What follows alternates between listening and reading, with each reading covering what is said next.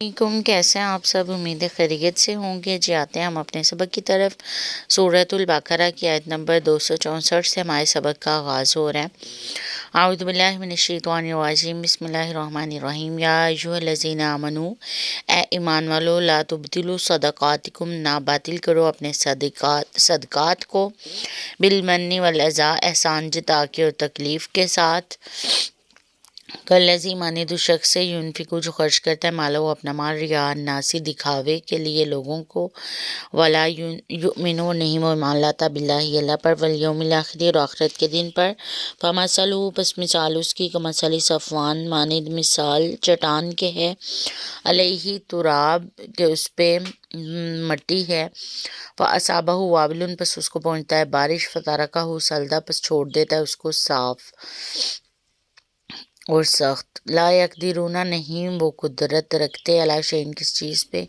مما اس چیز میں سے کسبوا جو انہوں نے کمایا، واللہ لا یہدی القوم الکافرین اور اللہ کافروں قوم کو ہدایت نہیں دیتا۔ اللہ اس آیت میں فرما رہے ہیں کہ اے ایمان والو، اپنے جو مال آپ نے اللہ کی راہ میں خرچ کیے ہیں، صدقات کیے ہیں، کوئی لوگوں کو خیرات کی ہے، اس کو احسان جتا کے اور لوگوں کو تکلیف دہ باتیں کر کے باطل نہ کرو۔ جیسے لوگوں کو تانا دے دیا اور احسان جتا دیا، جیسے کل بھی ہم نے سارا پڑھا تھا، تو وہی ریپیٹ کی جا رہی ہے۔ اللہ فرما رہے ہیں یہ اس شخص کی مانند ہو جاتا ہے جو لوگوں کو دکھاوے کے لیے مال خرچ کرتا ہے۔ اچھا، لوگوں کو دکھانے کے لیے کر رہا ہے تو وہ بھی اس کی نیت صاف نہیں ہے، تو اس کو اجر نہیں ملے گا، کیونکہ اس نے لوگوں کو دکھانے کے لیے کیا نا۔ لوگ تو اس سے امپریس ہو جائیں گے لیکن اس کو پھر اجر نہیں ملے گا۔ تو اللہ فرما رہے ہیں کہ یہ ایسا ہی ہے جو ایمان نہیں لاتا اللہ پر اور آخرت پر، اس کی مثال ایسے ہے کہ جیسے ایک پتھر ہوتا ہے نا، صاف چٹان، تو اس کے اوپر مٹی تھوڑی سی رکھ کے تو کسی نے پودا اگا دیا۔ اب وہ پودا اگنے لگا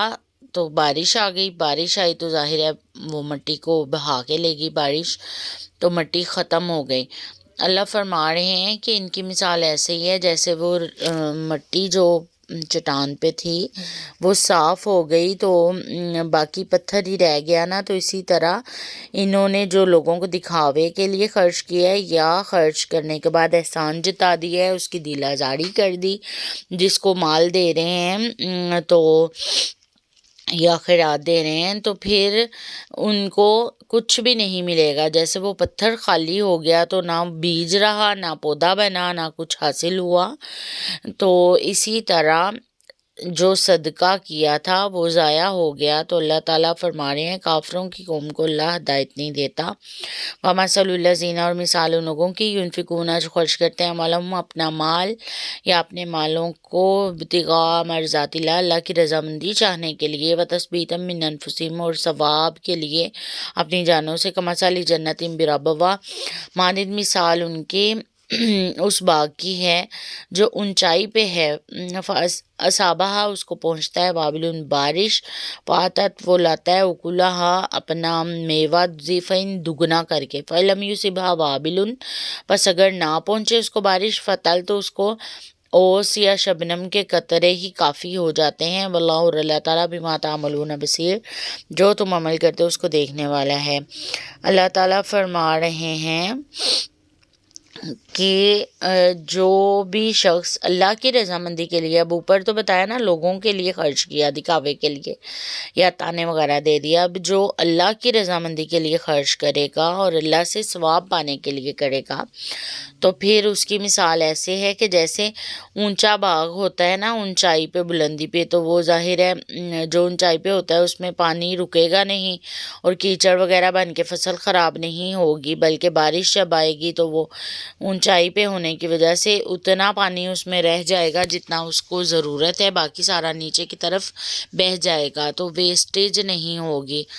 تو اللہ فرما رہے ہیں کہ اس کی مثال ایسے ہے جو اللہ کی رضامندی چاہنے کے لیے خرچ، اب مال تو خرچ دونوں طرح ہو رہا ہے نا، اللہ کی رضامندی چاہنے کے لیے بھی اور جو ہے وہ لوگوں کو دکھانے کے لیے بھی، تو اجر تب ملے گا جب اللہ تعالیٰ کی رضامندی مقصود ہوگی، دکھاوا مقصود نہیں ہوگا، ٹھیک ہے۔ تو اللہ فرما رہے ہیں کہ